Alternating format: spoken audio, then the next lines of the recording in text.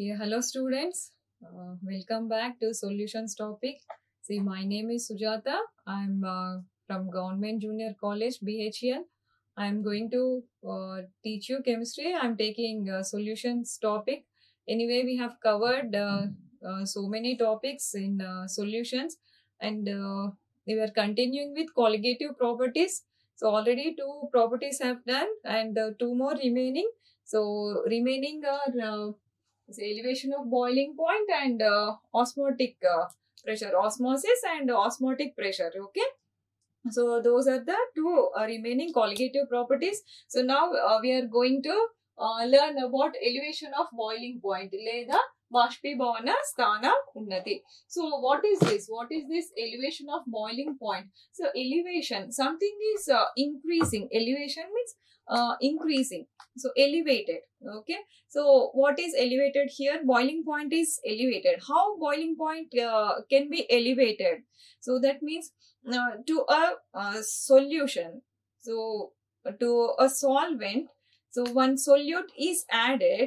So by adding that solute, the boiling point of the solution will become, that will increase.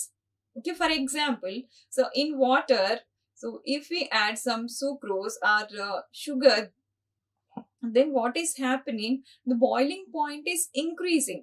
So for example, so what is the boiling point of water? It is 100 degrees centigrade. If we talk in kelvins, boiling point of water is around 373.15 kelvin. When we add some glucose or sucrose to that water, what is happening, the elevation, the boiling point, elevation of boiling point or boiling point is increasing. So it is changed. So 373 from, so water boiling point is 373.15 Kelvin. So when we add sucrose, it changed. It's changed to 373.52 Kelvin. That means boiling point has been increased. So we should give some more energy to that to become go into, transfer into vapor phases. Okay, so now, so we are talking about pure solvents. I think by the time you came to know that what is pure, if water, so without adding any sucrose, if we take water, it is pure solvent. So that we can write. So now we are talking about elevation of boiling point. So definitely, so we give elevation of boiling point, you can see. So TB naught. What is this? So boiling point of a pure solvent. Okay, boiling point of a pure solvent. Here we are taking one example, that is nothing but water and sugar. Okay, so water here, it is a pure solvent. So boiling point of pure solvent is TB naught. So TB naught. Okay. So next, boiling point of solution. Boiling point of solution is TB. Okay. So difference. We are writing the difference of boiling point here.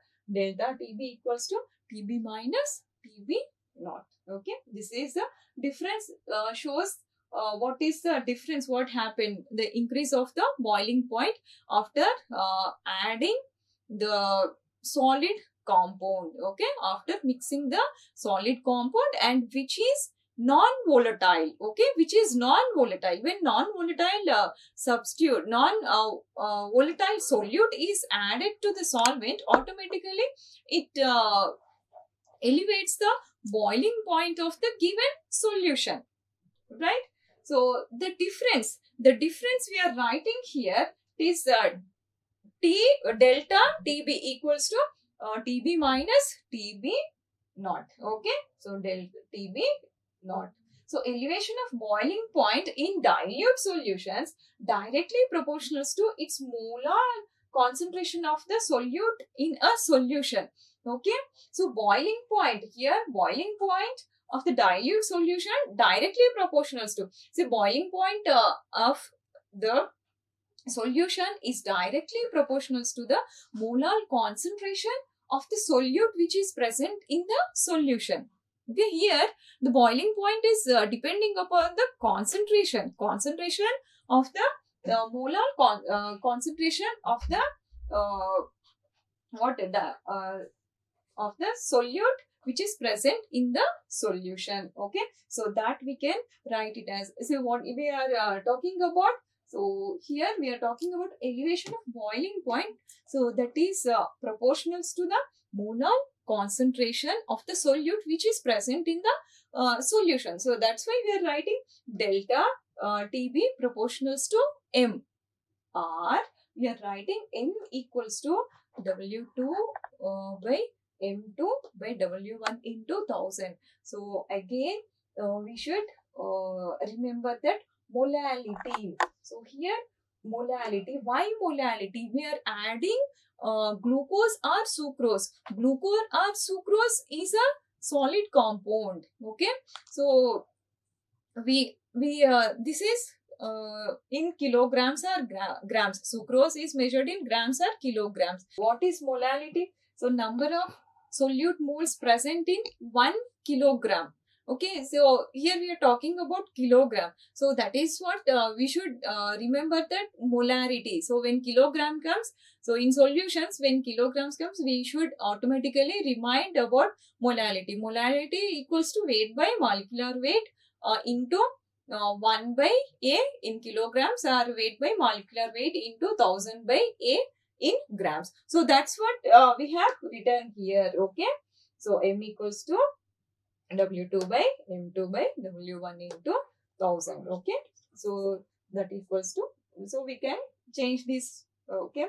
Fine. So next, so we have to, if we have to find out the M2, so then what is the formula we are going to use? So what is this mean by M2? Mass of solute. Okay, M2 is mass of solute. Okay, M2 equals to 1000 into W2 into Kb by delta Tb into W1. What is this Kb? So this is uh, a constant. Okay, Kb is a constant. Kb is a constant. Fine. So this is the formula we use to calculate molar mass of solute. Okay, molar mass of solute. So from where this has been defined. So one thing, so delta Tb is proportional to M, or delta Tb is proportional to Kbm. So delta Tb is proportional to Kbm. Okay, Kb here it is a constant. Okay, this can be called as ebullioscopic constant, Kb. So fine.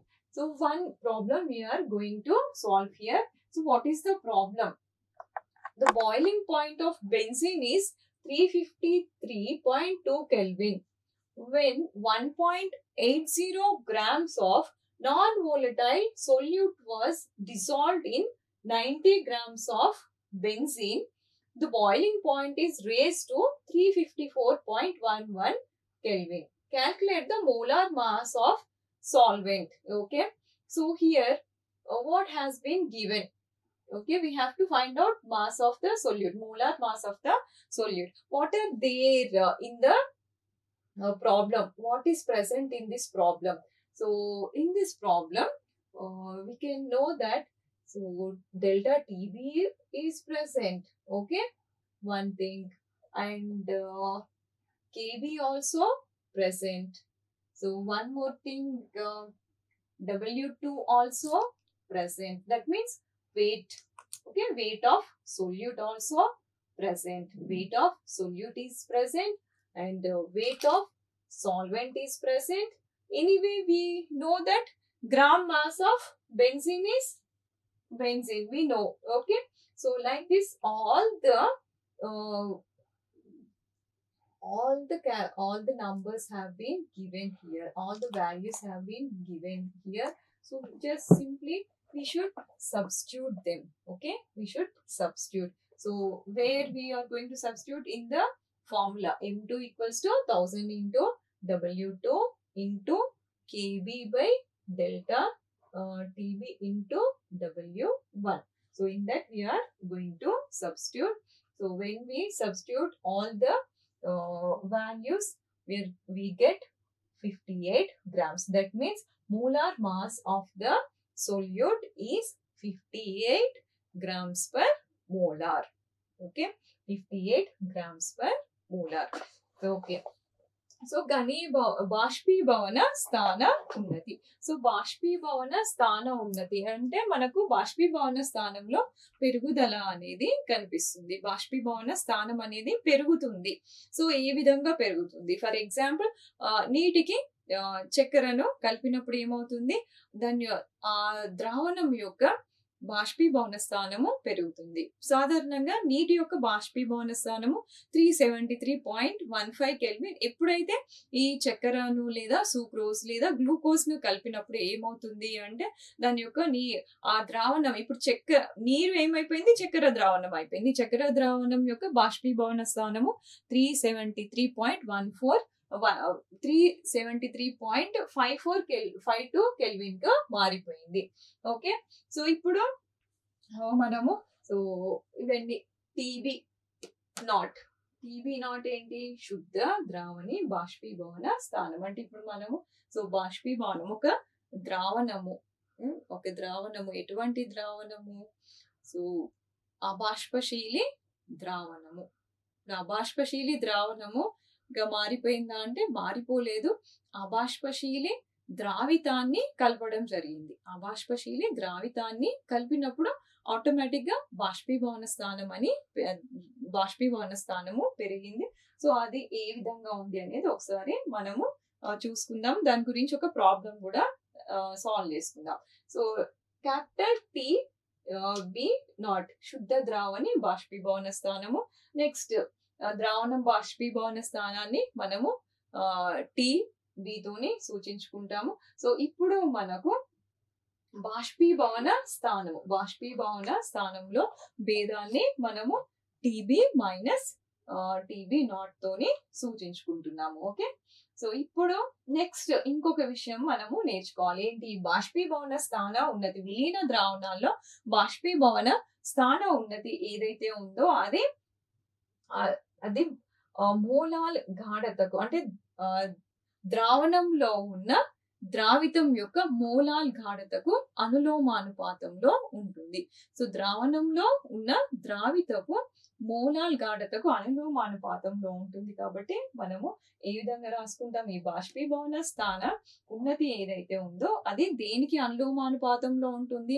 ద్రావణంలో ఉన్న ద్రావితం యొక్క molal గాఢతకు అనులోమానుపాతంలో ఉంటుంది. కాబట్టి మనము ఈ బాష్పీభవన స్థాన ఉన్నతి ప్రపోర్షనల్స్ to M అని రాసుకుంటాము. So M is nothing but M ఏంటి? మొలాలిటీ ఏంటి? భారము బై అనుభారము ఇంటూ 1/A కిలోగ్రామ్స్ లేదా భారము బై అనుభారము ఇంటూ 1000/A ఇన్ గ్రామ్స్ రాసేసుకుంటాం. సో అదే మనము ఇక్కడ రాసుకున్నాము. ఇంకొకటి delta TB equals to KB. ఈ కేబీ ఏంటి అంటే ఇది ఒక స్థిరాంకము. సో ఇప్పుడు మనము M2 ను కనుక్కోవాలని అనుకుంటే M2 ఏంటి? ద్రావితం యొక్క అనుభారము. ఓకే, ద్రావితం యొక్క మోలార్ ద్రవ్యరాశి. సో ద్రావితం యొక్క మోలార్ ద్రవ్యరాశి. So M2 equals to 1000 into W2 into KB by delta TB into W1. So దాని సూత్రము ఇది. మనము దీన్ని ఉపయోగించి మనము ద్రావితము యొక్క మోలార్ ద్రవ్యరాశిని కనుక్కొనవచ్చు. సో దానికి సంబంధించిన ఒక చిన్న ప్రాబ్లం ఇక్కడ మనకుంది. సో బెంజీన్ యొక్క బాష్పీభవన స్థానము 353.23 కెల్విన్. ఓకే, సో దానికి 1.80 గ్రాముల అబాష్పశీలి ద్రావితము కలపబడింది. అంటే 90 గ్రాముల బెంజీన్ కు అబాష్పశీలి ద్రావితము 1.80 గ్రాములు కలపబడింది. అప్పుడు దాని బాష్పీభవన స్థానము ఏమైపోయింది? 353.23 కెల్విన్ నుంచి 354.11 కెల్విన్ కు పెరిగింది. సో అప్పుడు దీని యొక్క మోలార్ మాస్ ఎంత ద్రావితం యొక్క మోలార్ ద్రవ్యరాశిని లెక్క కట్టాలి. సో మనకి ఇక్కడ KB equals to KB benzene యొక్క kb 2.53 kilograms per mole ఉంది. సో మనము మనకు డెల్టా టీబీ ఏంటి, బాష్పీభవన స్థాన ఉన్నతిలో తేడాను మనం ఇక్కడ రాసుకుంటున్నాము. ఎంత ప్యూర్ శుద్ధ ద్రావణి యొక్క బాష్పీభవన స్థానము వచ్చేసి ఎంత 353.23.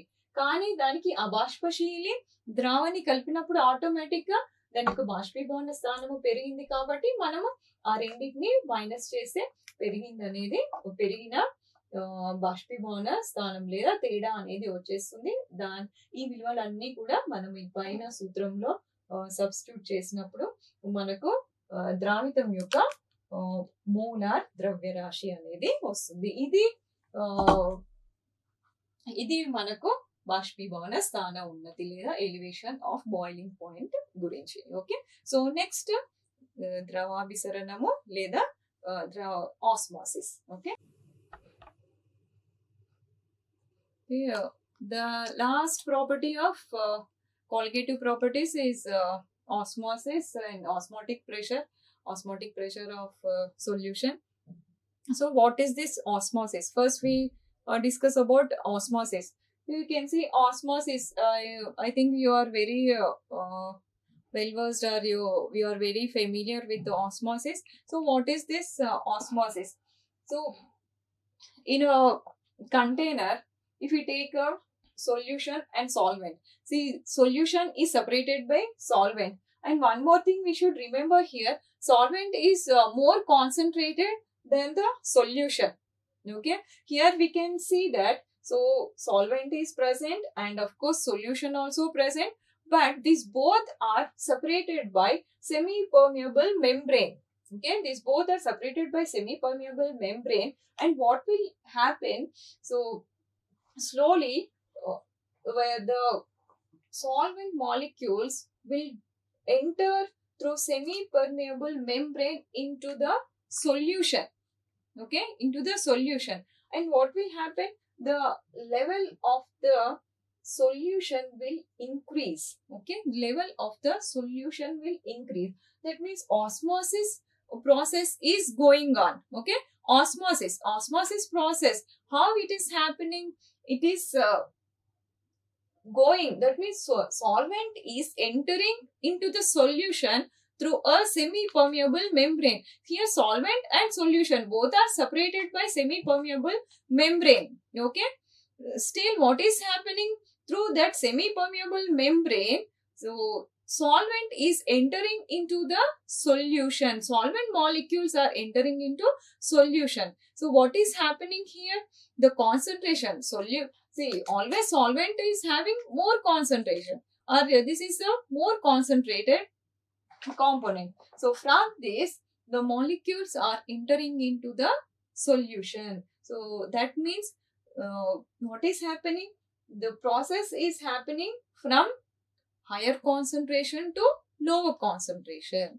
Okay, so this is, the molecules are entering from lower concentration, higher concentrations to lower concentration. Okay, this is called as osmosis. What is osmosis? So when solvent and solute are separated with semi-permeable membrane, the solvent molecules enters into the solution. Okay, this is called as osmosis. See, in osmosis, what is the basic concept here? So here the molecules of high concentration are traveling into the lower concentrated compound or component. Okay, lower concentrate and solution. Okay, this is osmosis. Okay, what is osmotic pressure? So what is osmotic pressure? See, osmotic pressure is to stop the process of osmosis. Okay, to stop the process of osmosis. That means solution will remain as solution and solvent remain as it is. That means there is no transfer between, there is no moving of molecules from semi-permeable membrane. That means to stop the osmosis process, some pressure is applied. That pressure can be called as osmotic pressure. Okay, to prevent the osmosis process, the pressure which is applied can be called as osmotic pressure. Okay, next ద్రవాభిసరణం. Okay, ఇదేంటి ద్రవాభిసరణం. ద్రవాభిసరణం మరియు ద్రవాభిసరణ పీడనం. ద్రవాభిసరణ పీడనం, ద్రవాభిసరణం మరియు ద్రవాభిసరణ పీడనం. So ద్రవాభిసరణం ప్రక్రియ అనేది ఏ విధంగా జరుగుతుంది ఒకసారి మనము ఇక్కడ నేర్చుకుందాము. సో ద్రావణి మరియు ద్రావణము. ఓకే, ద్రావణి మరియు ద్రావణి మరియు ద్రావణము రెండు కూడా ఒక అర్ధప్రావేశక పొర ద్వారా వేరు చేసినప్పుడు ద్రావణి అనేది ద్రావణంలోకి అర్ధప్రావేశక పొర ద్వారా ప్రవేశిస్తుంది. ఇప్పుడు ఇక్కడ మనకున్న ద్రావితము సో సాల్వెంట్ ఏదైతే ఉందో అది అధిక గాఢతను కలిగి ఉంటుంది. అంటే అధిక గాఢతను కలిగి ఉన్న సాల్వెంట్ ఏదైతే ఉందో అది ద్రావణంలోకి ప్రవేశిస్తుంది. దేని ద్వారా? అర్ధప్రావేశక పొర ద్వారా. అర్ధప్రావేశక పొర ద్వారా ప్రవేశిస్తుంది. అంటే ఇక్కడ ఈ ద్రావిసరణ ప్రక్రియ అనేది అధిక గాఢత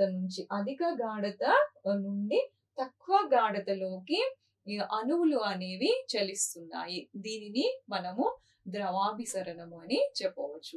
ద్రవాభిసరణ పీడనము. సో ద్రవాభిసరణ పీడనము అంటే ఏమిటి? సో ద్రవాభిసరణ ప్రక్రియను ఆపడానికి కలుగజేసే పీడనాన్ని ద్రవాభిసరణ పీడనము అని అంటారు. సో నెక్స్ట్ ఇంకొక విషయము ఐసోటోనిక్ ద్రావణాలు or isotonic solutions.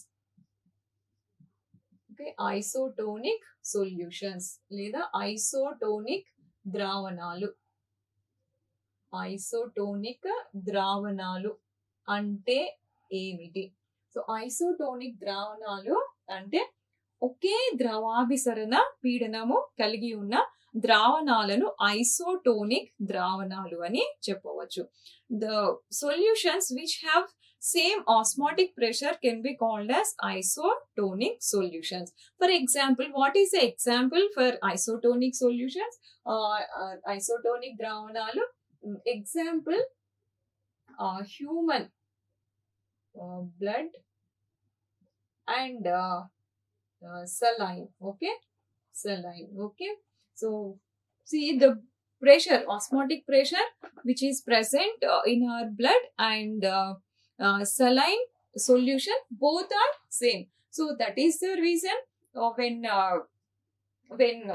for patients when saline they give saline, so it automatically it goes into the blood.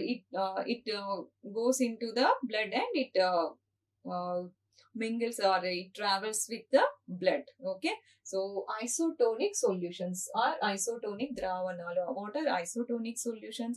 So if two components, two solutions which have same osmotic pressure, they can be called as isotonic solutions. Okay, and one more thing.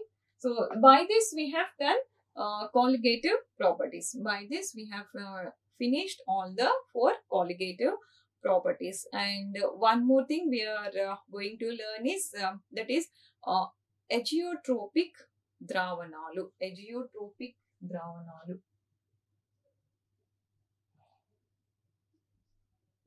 Agiotropic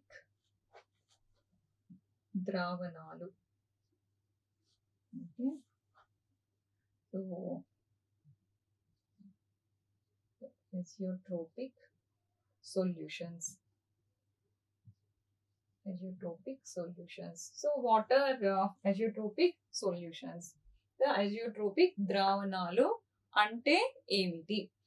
so ఏవేని రెండు ద్రావణాలను కలిపిన తర్వాత అంటే almost వాటి యొక్క ధర్మాలు దాదాపు ఒకే విధంగా ఉంటాయి. ఆ రెండు ద్రావణాలను కలిపిన తర్వాత వాటి యొక్క బాష్పీభవన స్థానము అనేది ఒకే విధంగా ఉంటుంది. వాటి యొక్క బాష్పీభవన స్థానము ఏదైతే ఉందో అది ఒకే విధంగా ఉంటుంది. ఎజియోట్రోపిక్ ద్రావణాలు. సో ద్విగుణాత్మక ద్రావణం తీసుకుందాం ఇక్కడ.